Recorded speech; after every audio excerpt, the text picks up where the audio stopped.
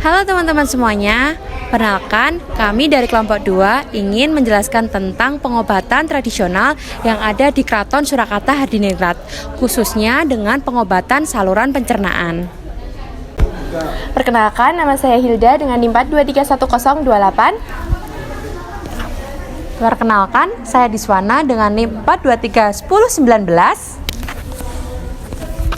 Saya Ginazara Fadia dengan NIM 4231024. Saya Oktavia Karismawati Cahaya Rahmadani dengan NIM 4231037. Saya dengan Imelda Cantika Putri dengan NIM 4231029. Saya Tirza Renita dengan NIM 4231044.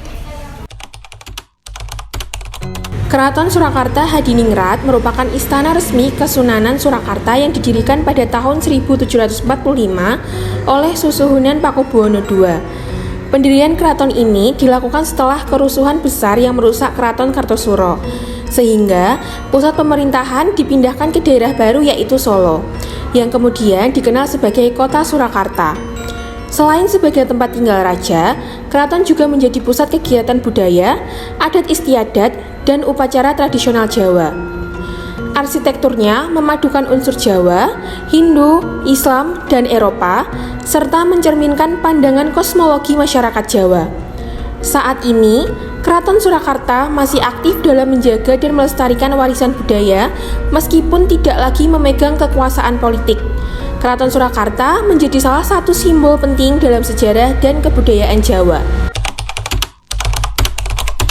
Informasi dalam video ini diperoleh melalui sesi wawancara langsung dengan Kanjeng Pangeran Yusdianto Budayaningrat, salah satu tokoh budaya yang berperan penting dalam pelestarian tradisi pengobatan di lingkungan Keraton Surakarta Hadiningrat. Beliau membagikan pengetahuan turun-temurun mengenai praktik pengobatan tradisional Jawa, khususnya yang ditujukan untuk mengenai gangguan pada saluran pencernaan. Penjelasan beliau mencakup bagaimana kearifan lokal ini telah diwariskan secara lisan dari generasi ke generasi.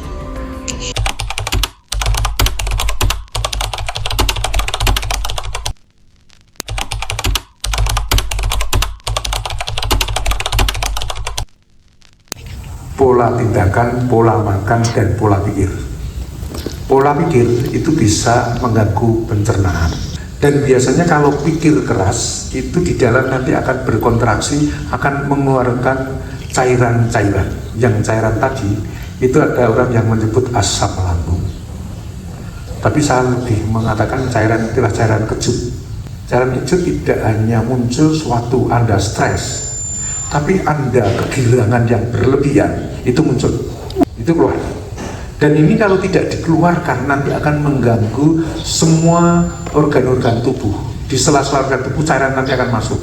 Dan ini yang akan membuat Anda capek, kesel, kemeng, keju, dan apalagi nanti akan menempel, menumpuk besar sekali di tenggorokan, di laring, terus menjadikan ini seperti lemak yang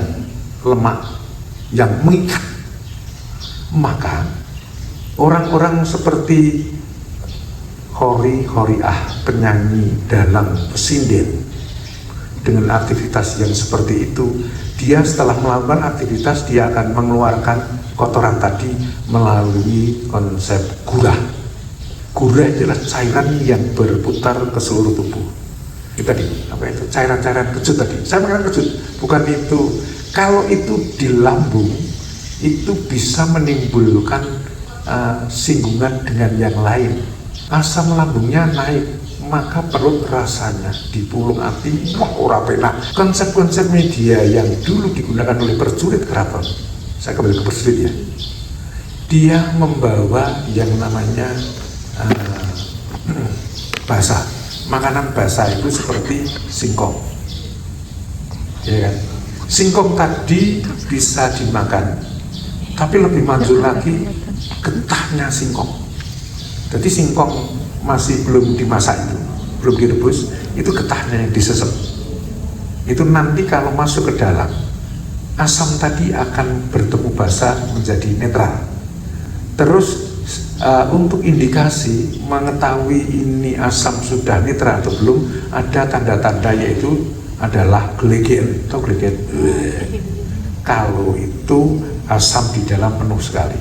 Yang kedua, dengan cara ngentut. Ngentutnya berbunyi. Kalau berbunyi, kalau ngentut berbunyi itu menunjukkan di dalam gasnya banyak, perlu dinetralkan. Pakai apa? Pakai singkong. Lebih tepatnya singkong yang masih utuh getahnya. Tanggal lahir si pasien, Anda lahirnya hari apa? Oh, aku setu legi, setu songo nektune legi 5, jumlah 14. Kalau 14 itu kalau orbit bumi bulannya apa? Tanya bulannya apa? Oh, bulan Jawa saya adalah bulan Suro atau bulan Jumadil Awal, Jumadil Akhir. Itu punya nilai sendiri, dan nanti di sana ada tabel yang menunjukkan itu.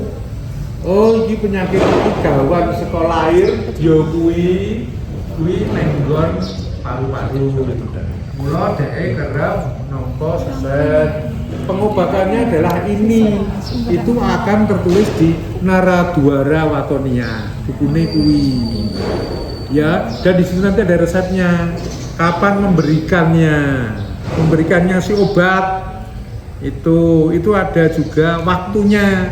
Karena dihubungkan waktu Anda lahir. Lahir Anda sama dengan orbit bumi. Maka dikatakan manusia itu jagat cilik, dunia ini jagat gede, ini saling berhubungan. Konsepnya begitu.